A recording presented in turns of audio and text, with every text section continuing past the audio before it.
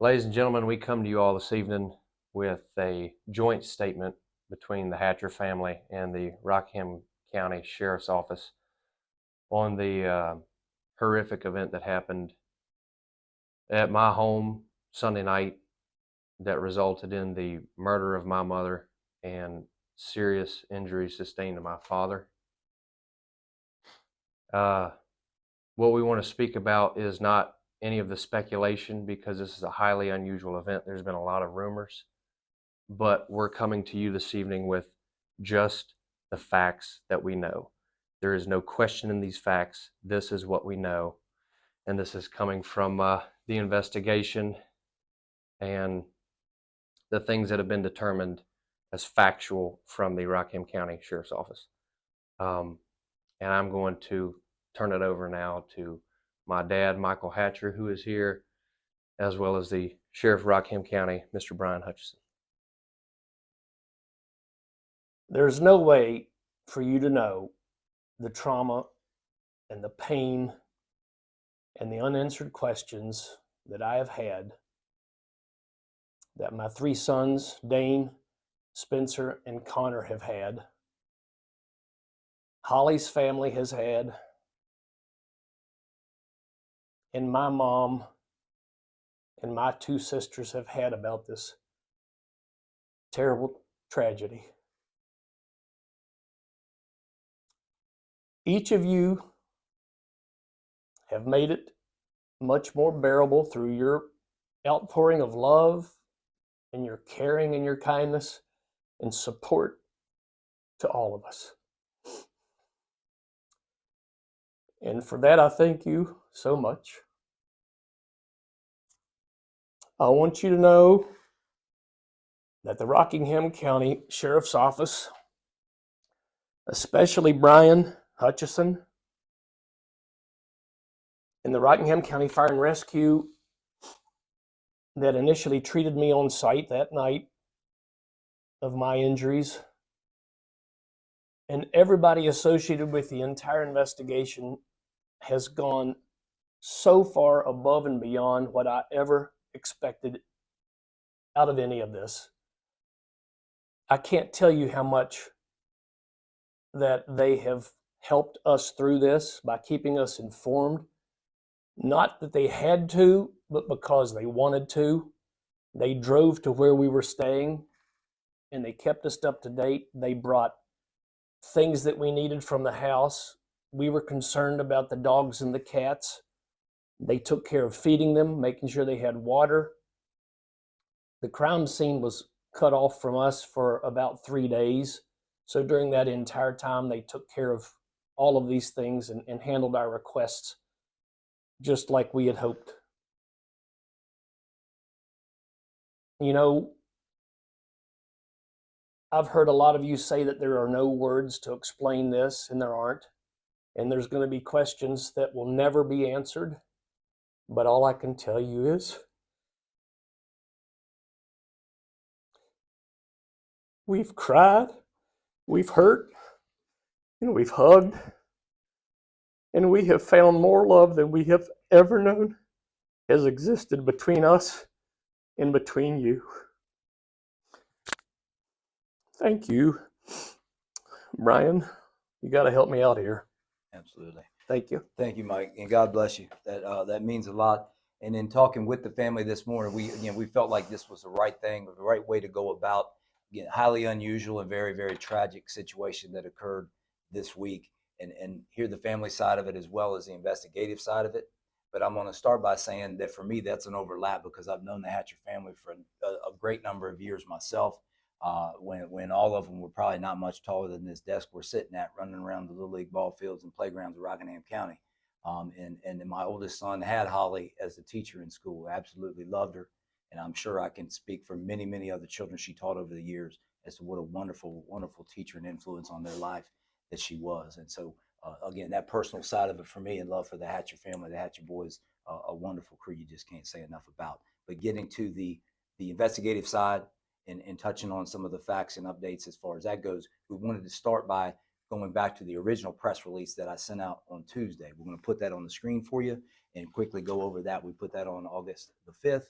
and it reads as follows. At 11:58 p.m. on Sunday, August the 3rd, the Rockingham County Sheriff's Office responded to an emergency call for service involving a home invasion with an armed intruder in the 13,000 block of North Valley Pike. Deputies immediately responded to the scene and located a male subject outside the residence that was determined to be the caller and the owner of the home. The caller, Mr. Michael Hatcher, a 65-year-old male, was suffering from visible injuries sustained during the home invasion and subsequent altercation with the armed intruder. Another male subject was located in the driveway outside the home and was determined to be deceased. This individual was later identified and determined to be Mr. Kevin Moses Walker, a 41-year-old male of Pikesville, Maryland. Deputies entered the home and located a female victim of the home invasion, Miss Holly Hatcher, a 62-year-old resident of the home and wife of Michael, who was determined to be deceased. The Virginia State Police was contacted and investigators from both agencies began the investigation into this homicide. It was determined the offender entered the home armed with a large knife and stabbed the victim, causing her fatal injuries. The offender proceeded to attack the caller with the knife, and an altercation began. The altercation continued outside the residence, and the caller was able to retrieve a handgun from his vehicle and fire a single shot, which stopped the attack and killed the offender. At that time, I stated this investigation is still ongoing, with Rockingham County Sheriff's Office and Virginia State Police both working very hard on discovering all the facts and highly unusual circumstances involved in this violent and tragic crime. Out of respect for the privacy of the victim's family, no additional details will be released.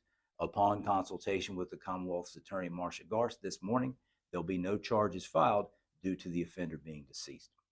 Now, going to the timeline and some facts that we have been able to definitely obtain and determine since that time, and this is with our investigators and the Virginia State Police investigators working on this thing basically continuously ever since. The timeline we can kind of lay out for you, the things that we know or are able to prove is as follows. The first begins with Friday, August the 1st, and that is at 2:22 p.m. when the offender rented a campsite at Endless Caverns, as well as paid for the tour of the caverns, which is a 1-hour tour, and that tour he took started at 3 p.m. Next, we know the offender at 5:24 p.m. entered the Timberville Walmart, went back to the outdoor section, and purchased a sleeping bag and a large knife. You can see here, this is a photo of the offender exiting the Walmart store in Timberville with those two items at 5:45 p.m. on Friday, August 1st. The next call of any kind that came in was Saturday, August the 2nd at 6:37 in the morning. The Virginia State Police received a call for an abandoned, disabled vehicle believed to have been involved in a crash of some kind on Endless Caverns Road. The Virginia State Police troopers immediately responded, determined that the vehicle was properly registered, it was not stolen. They located a one-night Endless Caverns parking pass inside the vehicle and proceeded to go back to Endless Caverns looking for the driver and anything related to that vehicle. They realized that the store at Endless Caverns had been broken into, and it had damages consistent with having been rammed by a motor vehicle. And those damages and other evidence found were very consistent with the damages sustained by the abandoned disabled vehicle they had just encountered on Endless Caverns Road. They also were able to determine that the offender had gone inside, unlocked the door to the caverns, kind of going in through the outway, and entered the caverns themselves, as well as entering the store, but no items were stolen from the store.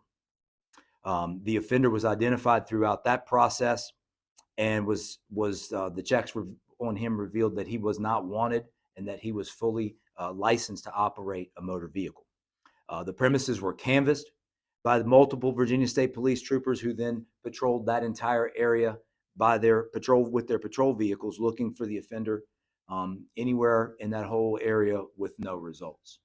A drone was contacted and utilized to canvass to look through that entire area from the air to kind of see from above in any attempt to try to locate that offender from that vehicle with no results. No phone calls came in, no leads of any kind of anybody having seen anything they received.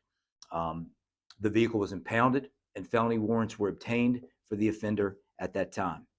Again, there was no indication of any violence or potential for any violence from the offender that Virginia State Police became aware of throughout that investigation into that disabled vehicle. They handled that entire incident by themselves. And again, there was no indications or reports of anything other than what we just discussed.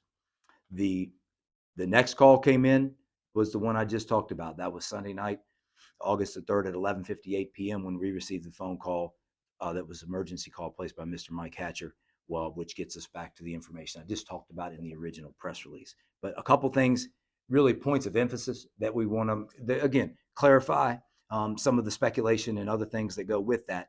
The Rockingham County Sheriff's Office received no calls of any kind throughout that entire weekend, and that's Friday through Sunday up until the first call we received was 11:58 p.m. of the emergency itself and the tragic crime.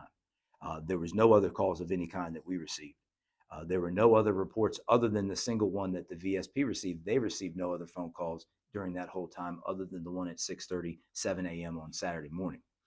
There were no reports, no phone calls in to either our offices or the dispatch to any law enforcement, any otherwise phone calls or reporting of suspicious, disruptive, illegal activity of any kind that came in whatsoever during that time period. So wanted to place emphasis on that and clarify it. And then the one other point, the only other call for service of any kind for first responders, public safety that came in was Sunday, August the 3rd at 7:08 p.m. And that was for a report of a structure fire. And that was on Arcton Road. The Rockingham County Fire and Rescue responded to that structure fire and were able to determine definitively that that fire was accidental in nature. It was caused by a candle that tipped over onto some combustible materials and set that residence fire that ignited that fire. Nothing suspicious, surely accidental. They determined that definitively Sunday evening. So again, that's what we know at this point. So I wanted to emphasize those things and also hopefully clarify the investigation is still ongoing.